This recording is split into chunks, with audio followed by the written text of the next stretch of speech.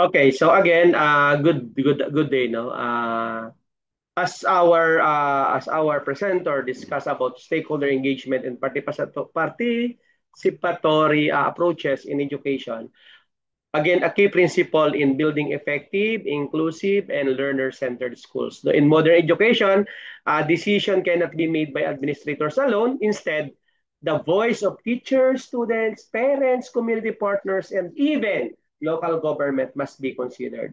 School thrive when stakeholders collaborate because education is a shared responsibility.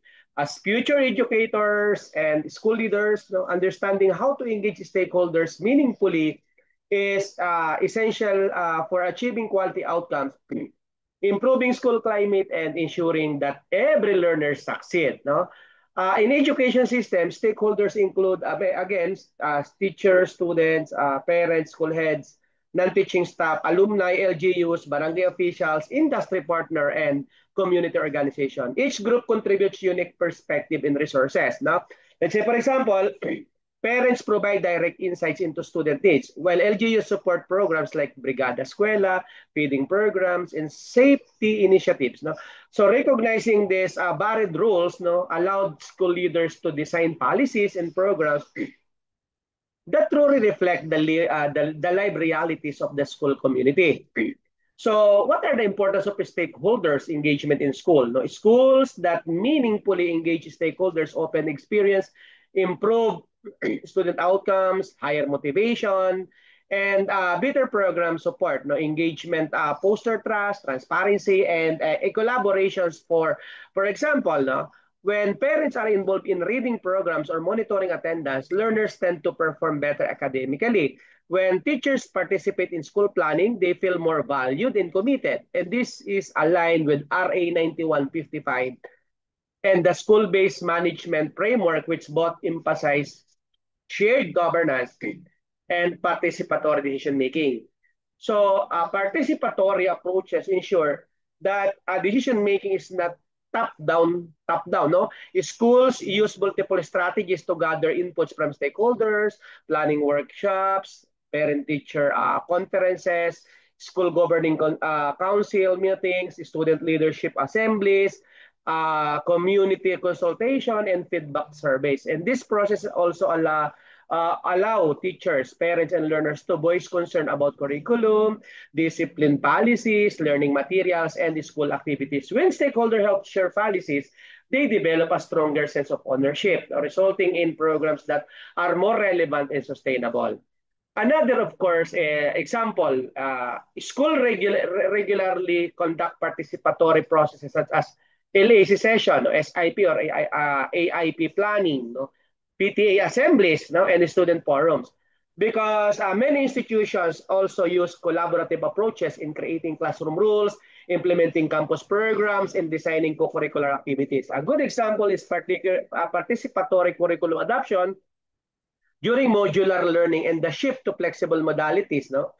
Teachers, parents, and students work together to identify what learning approaches work best during the pandemic, proving the value of shared decision making. So what will be the benefits of participation for students in learning communities? When students are allowed to participate, such as forming class councils, being involved in school activities, or giving feedback on teaching strategies, they become more confident and responsible. Teacher benefit from collaboration because they gain better insights into learner needs and family context. Now, schools benefit because programs become more responsive. Community participation also bridges schools and community values, helping build a strong support system for student success. But of course, we have challenges in achieving genuine participation. Alam po natin yan. Because despite its importance, participation is not always easy. Power imbalances may discourage students or parents from speaking up. No? Some stakeholders may lack time, confidence, or knowledge. Uh, Conflicts in priorities between school leaders and community members may arise. And to address this, educators must create safe, inclusive, and respectful spaces where voices, especially those of marginalized students and disadvantaged families, are welcome and valued. So what will be the principles of effective engagement? Effective engagement is grounded in respect, transparency, inclusivity, and shared responsibility. Schools must clearly communicate goals, provide accessible information, and ensure that meetings and consultations are meaningful rather than symbolic. Feedback mechanisms should be clear, and administrators must demonstrate how stakeholder inputs are used in decision.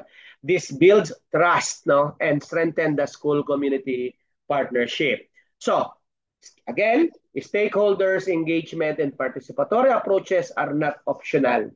They are essential to strong school governance, effective teaching, and learner success. When teachers, parents, students, and community partners collaborate, our school or institution become more responsive, inclusive, and empowering. So participation creates a sense of ownership and makes programs more effective. As future educators and school leaders, your ability to involve stakeholders meaningfully will shape how well your school serves its learners. No? Education works best when everyone contributes and when every voice is heard.